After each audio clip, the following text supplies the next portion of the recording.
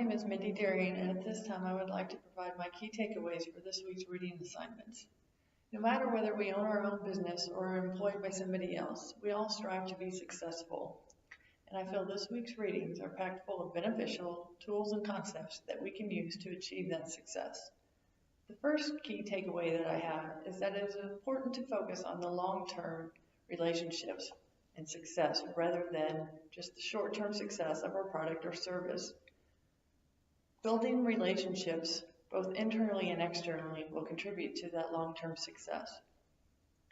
Another key takeaway that I had this week was from the change over time of the role perceptions of advertising, marketing, and public relations, and how they're no longer defined and have specific set boundaries of tasks, but that we must engage in integrated communication, and so these departments mesh together. At this time, I will briefly point out some key points that I walked away with from each of the articles. In the first article, The Strategic Communication Imperative by Argenti, Howlett, and Beck, this article stresses the importance of strategic communication to make sure that the communication directly relates to our corporate strategy. Oftentimes, companies who focus on the short-term success of their product or service, it may actually impede or go against their ultimate goal of their corporate strategy. So focusing on building the relationships for long-term success is important. In the second article, Are You Underestimating the Power of Communications by Elizabeth Rika. A practical point for me from this article is to remember not to isolate people in their respective departments, but to collaborate and work together to fulfill the company's missions. I know that I often hear, I didn't think they needed to know that. So trying to expand people's view of communication can often be difficult.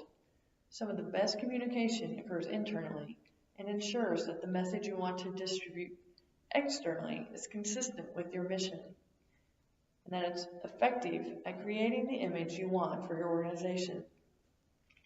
Well-planned communication internally also results in you having more people who are able to deliver that consistent intended message. In the third article, Positioning, Why You Should Define Your Nonprofit's Big Idea by Dan Gunderman, positioning is used to reinforce your message by providing evidence. Without evidence, you would just be boasting. So it is important to position your company by providing evidence to back it up. Give some examples. Even if you are not selling a product, you still need to provide evidence for why people should want to partner with you and support your organization. So this is a place that you give several examples and back up what your mission statement is, what you say you're going to do.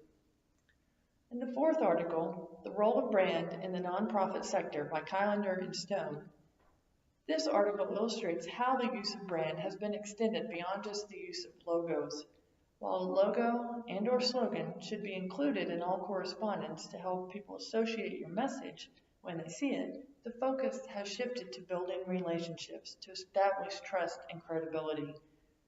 While branding was previously associated with products, the broad view makes branding important for nonprofit organizations as well.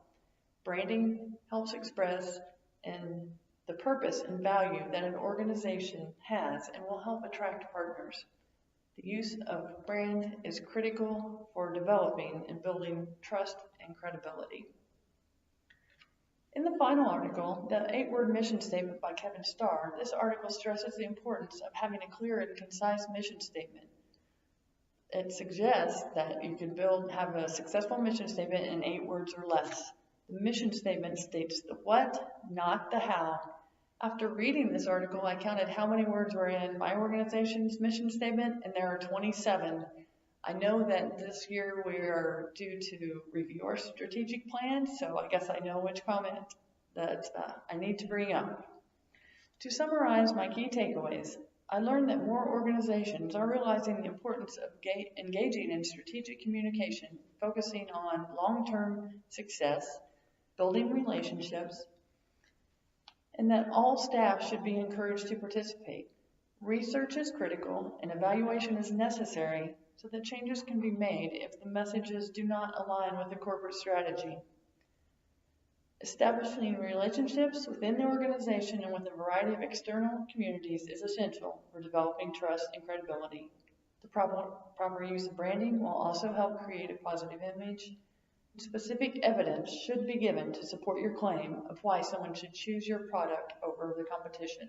So before you speak too quickly, make sure you first take time to properly plan your communication in order to deliver your intended message effectively.